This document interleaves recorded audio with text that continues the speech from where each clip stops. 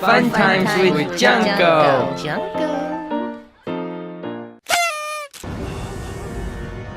I wish you could see what I'm seeing, people. I wish you could be here with me. Almost 6 years have passed since we were all supposed to die on December 21st, 2012. And you gotta ask yourself, was it worth it? I mean, if we all did collectively die on that day, think about all the things we would have missed out on. We would have never gotten to see the satisfying conclusion to the Kung Fu Panda trilogy. We wouldn't have gotten the McRib back 3 or 4 times. Jared Fogle would have gotten away with all the disgusting shit he did if it weren't for those meddling Mayans not getting their stupid calendar right. I mean, come on, seriously, what kind of freak orders a veggie delight footlong from Subway? You making me sick, Fogle. Lock him up. But the truth of the matter is, there was a time where your good old Junko was much younger and naive, and prone to the ramblings of what I call the History Channel. The Mayan calendar seems to say that the world will end in 2012. The late 2000s marked this proliferation of all this doomsday media. Crystal skulls, Nostradamus predictions, Mayan calendars. A lot of people thought we were going to die. And as any young Junko would do, I watched a lot of television, so I was subject to a lot of this. TV was the closest thing I had to crack. I couldn't get enough of it. This is crack. And as any professional TV watcher could tell you, this magic picture box don't tell no lies. This shit was coming. We had to get ready and get those 13 crystal skulls assembled. Somebody get Shia LaBeouf quick.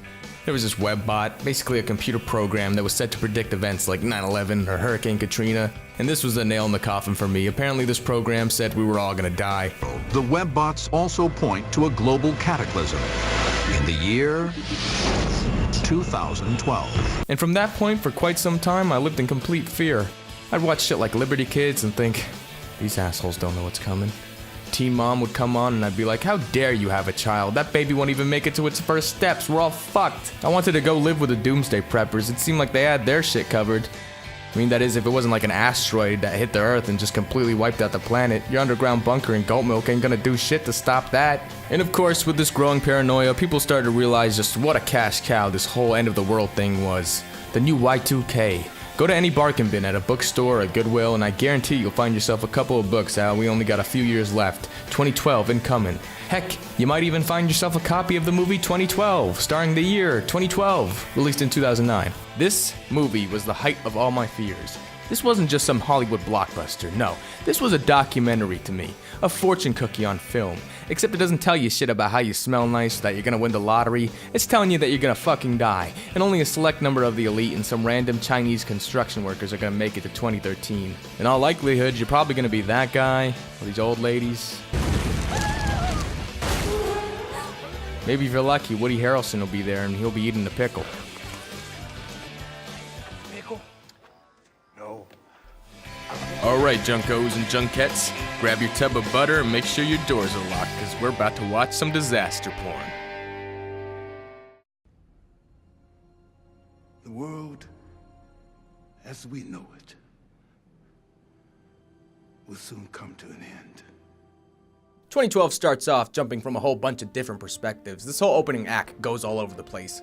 All these characters are very loosely connected. Think Cloud Atlas, but instead of cool robot Asian ladies, it's a bunch of people getting murked. The whole multiple perspective thing is good at creating a sense of scale, but the whole time they're setting it all up, you're thinking, come on, hurry up, I want to see some carnage. Long story short, researchers find out we're doomed. The Earth is going to experience a polar shift and we only have 3 years to prepare for it.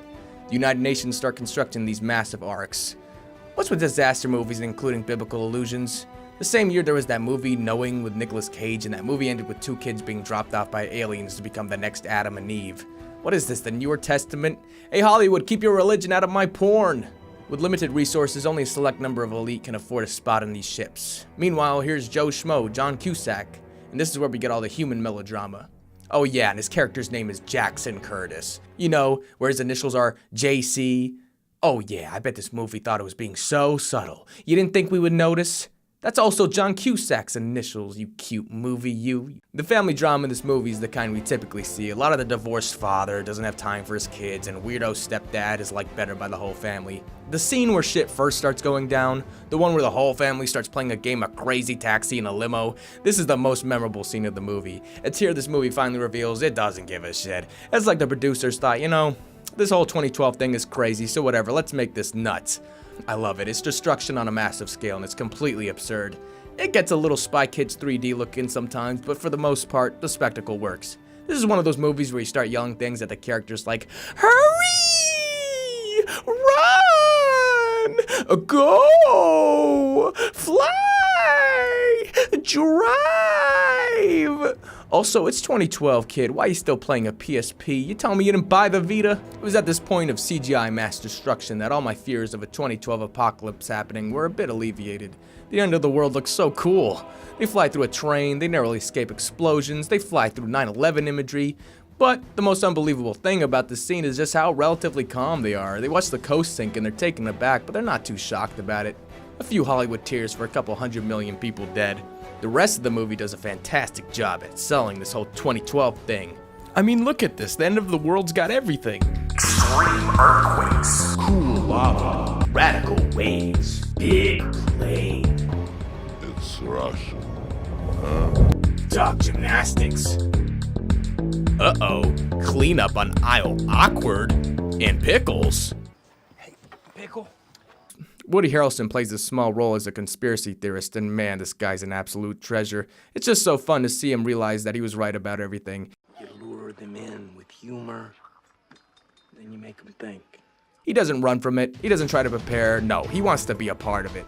It's one of the few times a character like this has been likable, both in fiction or the real world. I remember there was a similar kook who lived in Sedona, Arizona, who believed that we all lived in a simulation, and he declared that at exactly 11:11 a.m. on December 21st, 2012, he was going to jump off a cliff where our creators would then open a portal to send him to the real world. As you would probably expect, when the time came, this guy chickened out. Man, this guy could have been the next Neo. Instead, he's just one of those weird kids in the early 2000s that dressed like Neo. Nigel, a runner. Null pointer, runner. Stevens, agent. Simon, a runner. Freeman, 713. I am a sentinel. 2012 was written and directed by Roland Emmerich, the same mind behind Independence Day. While the quality of his movies vary, he's good at getting butts in seats. Most of his films are huge, fantastical spectacles with crazy special effects on a massive scale, while the actual characters of these movies themselves leave a lot to be desired. His movies feel almost too much like movies, like a parody of the actual art, if that makes sense. His movies feel like the fake ones you see inside other movies and TV shows, like in Tropic Thunder. Who left the fridge open? Tug Speedman. Emmerich brought us the likes of the crappy American Godzilla, Stargate, The Day After Tomorrow. He also made 10,000 BC. Could these movies be part of a cinematic universe? Through a series of steamy, sensual destruction scenes, the family eventually sneaks their way onto the Ark. Shit goes haywire, the stepfather not so tragically dies, and this conveniently allows John Cusack to swoop back in and claim back his wife and kids. They make it out alive, and you find out the daughter character in the movie no longer wets the bed. Yep, that's the note they decide to end the movie on. After roughly 99% of the human race gets wiped out, the most pressing thing on everyone's minds were, does Lily still pee-pee the bed? They head to Africa for more biblical illusions and live happily ever after. It's here where you find out that 2012 isn't just some regular old destruction porn. Rather, it's porn for the whole family. Eventually, December 21st, 2012 came and went like any regular day, and I couldn't have cared less.